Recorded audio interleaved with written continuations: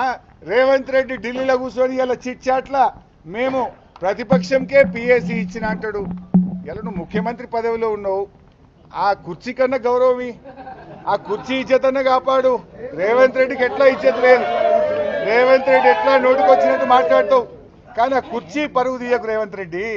ఆ కుర్చీకి ఉండే గౌరవాన్ని కాపాడు ఆ ముఖ్యమంత్రికి. నువ్వు కూడా గట్లా మాట్లాడితే ఎట్లా? కాండువ కప్పింది నువ్వే, నీకెట్లా పరువు లేదు. ఆ పోలీసు వాళ్ళ గౌరవం తీయకు, ఆ ముఖ్యమంత్రి కుర్చీ పరువు తీయకు. ఏమైనా ఇజ్జత్ ఉంచు, జర రాష్ట్రం పరువు ఉంచు. నువ్వు నవ్వుకుంటారు కదా, ఇంత దివాలాకోరు రాజకీయం అవసరమా? రేవంత్ రెడ్డి ఢిల్లీలో కూర్చొని ఇలా చిట్ చాట్ల మేము ప్రతిపక్షంకే పిఏసీ ఇచ్చిన అంటాడు. ఇలా నువ్వు ముఖ్యమంత్రి పదవిలో ఉన్నావు, ఆ కుర్చీ కన్నా గౌరవమి, ఆ కుర్చీ ఇజ్జతన్నా కాపాడు. రేవంత్ రెడ్డికి ఎట్లా ఇజ్జత లేదు, రేవంత్ రెడ్డి ఎట్లా నోటికొచ్చినట్టు మాట్లాడతావు, కానీ ఆ కుర్చీ పరువు తీయకు రేవంత్ రెడ్డి. ఆ కుర్చీకి ఉండే గౌరవాన్ని కాపాడు ఆ ముఖ్యమంత్రికి. నువ్వు కూడా గట్లా మాట్లాడితే ఎట్లా?